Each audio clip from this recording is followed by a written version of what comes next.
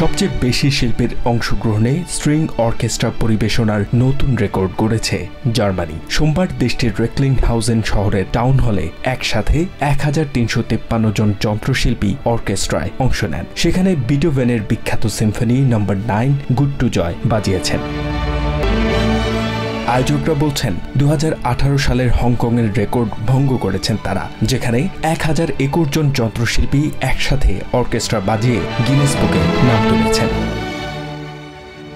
জার্মানির এই অর্কেস্ট্রায় সব বয়সী শিল্পী এবং শ্রোতারা অংশ নেন। গিনেস ওয়ার্ল্ড রেকর্ডসে যুক্ত হওয়ার মতো অনুষ্ঠানে যোগ দিতে পেরে উচ্ছ্বাস প্রকাশ করেন অংশগ্রহণকারীরা।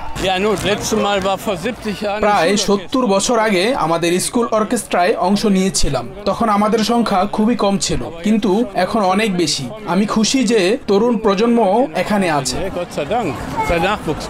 বিটোভেনের গুড টু জয় জনপ্রিয়তার কারণে এটিকে ইউরোপের জাতীয় সঙ্গীত হিসেবে বেছে নেওয়া হয়েছিল। চমৎকার এই আয়োজনের দায়িত্বে ছিল ওয়েস্টফলেন সিম্ফনিক অর্কেস্ট্রা নামে একটি প্রতিষ্ঠান।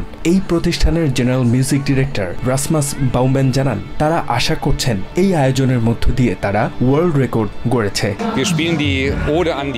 এটি বিটোভেনের নবম সিম্ফনির শেষ অংশ, যা ইউরোপিয়ান সঙ্গীতে পরিণত হয়েছে। সঙ্গীত মানুষকে সংযুক্ত করে, এই ধারণাটি এমন একটি অনুষ্ঠানের জন্য আদর্শ। এই যে মাতাউল্লাহ, TVN 24 নিউজ ডেস্ক।